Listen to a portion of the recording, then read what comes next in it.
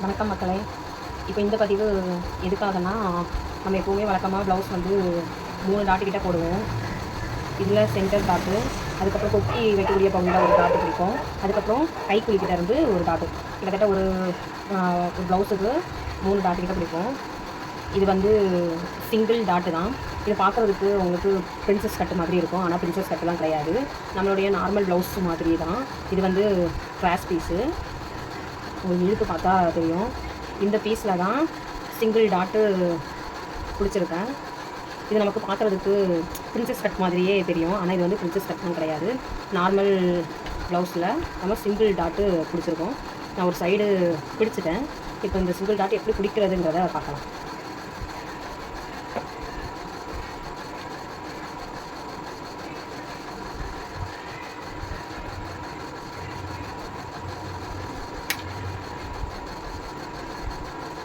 இந்த டாட்டும் பிடிக்கிறதுக்கு வேறு மற்ற அளவு எதுவுமே தேவையில்லை.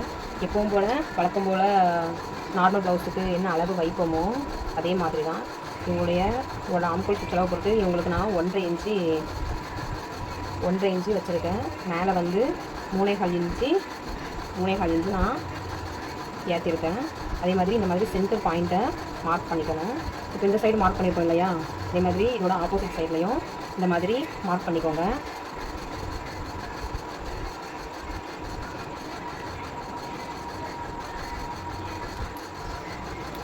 இப்படி மார்க் பண்ணதுமே தெரியும் நமக்கு மெயின் டாட்டு வந்து இந்த மாதிரி ஒரு ஷேப்பில் கிடைக்கும்.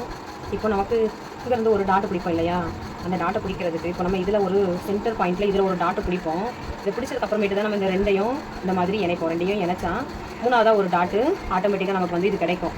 இது வந்து இந்த மாதிரி பிடிக்கிறது இது நார்மலாக எல்லா ப்ளவுஸுக்குமே பிடிக்கிறது. இந்த சிங்கிள் டாட்டுக்கு இந்த டாட் பாயிண்ட்டை மட்டும் நம்ம மார்க் பண்ணிக்கலாம்.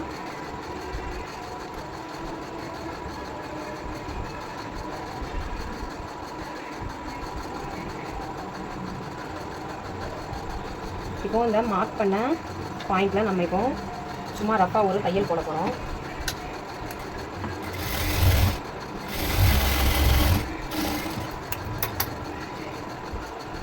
இப்போ இதில் பார்த்தீங்கன்னா ரஃபாக ஸ்ட்ரைட்டாக ஒரு தையல் போட்டிருக்கேன்.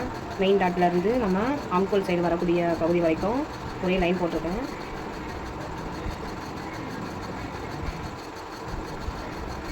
இந்த ரெண்டு பகுதியை இணைச்சிருக்கோம் இல்லையா, இதில் ஒரு 1.5 இன்ச்சு இருக்கும், இந்த சைடு ஒரு 1.5 இன்ச்சு இருக்கும். இந்த பகுதியிலேருந்து தான் நம்ம தையல் போட போகிறோம். ஏற்கனவே இந்த தையல் போட்ட பகுதியில் தான் லைட்டாக இப்படி பிடிச்சி நம்ம இது வரைக்கும் தையல் வந்து கொண்டுட்டு வர போகிறோம்.